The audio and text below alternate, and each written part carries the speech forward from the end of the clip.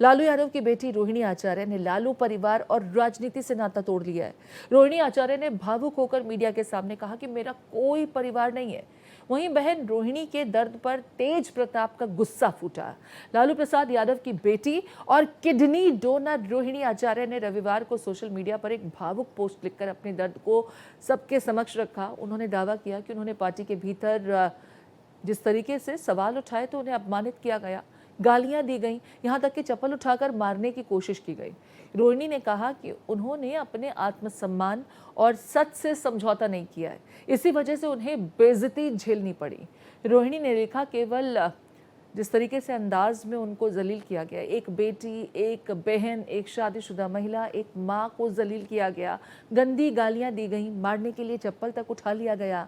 मैंने अपने आत्मसम्मान से समझौता फिर भी नहीं किया, सच का समर्पण नहीं किया, सिर्फ इसी वजह से मुझे बेइज्जती झेलनी पड़ रही है।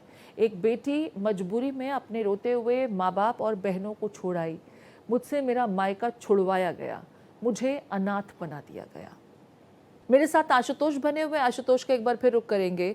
आशुतोष, रोहिणी गला रुंध चुका है, इस हद तक रोई होंगी तभी उनके गले की ये स्थिति है।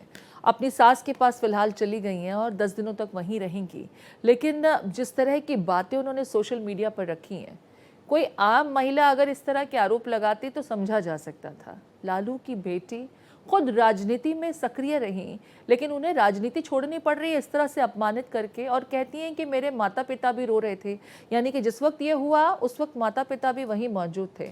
ऐसा करने वाला कौन था, संजय और रमीज या तेजस्वी यादव खुद? सवाल ये है। देखिए प्रीति, थोड़ा पहले से इस पे नज़र डालने की ज़रूरत है। 2020 के चुनाव में संजय यादव की एंट्री होती है और आरजेडी को ज़्यादा सीटें हासिल हो जाती है और उसके बाद संजय यादव का घर में दखलअंदाजी बढ़ जाती है। संजय यादव मुख्य सलाहकार के रूप में काम करने लगते हैं और घर के अन्य सदस्यों की ओर से विरोध जताना शुरू हो जाता है। इसी कड़ी में तेज प्रताप यादव को घर से निकाला जाता है और अन्य जो तेज प्रताप के सपोर्टर रहे, चाहे वो बिशा भारती हो, रोहिणी आचार्य हो, ये थोड़े तीखे स्वर अपनाते रहे, लेकिन हालात को लालू प्रसाद यादव ने कंट्रोल कर रखा था। और इस बार जिस तरह से माहौल बन रहा था कि तेजस्वी यादव की सरकार बन रही है और चाणक्य की भूमिका में संजय यादव हैं, ऐसी स्थिति में रोहिणी आचार्य, मिशा भारती या अन्य बहनें चुप्पी साध रखी थी कि हम वेट कर लेते हैं कि आखिर परिणाम क्या आता है। और जैसे ही परिणाम आया उसके बाद सबसे पहला स्वर रोहिणी आचार्य ने उठाया कि जनता जवाब चाह रही है कि आखिर इतनी बड़ी हार के पीछे वजह क्या है,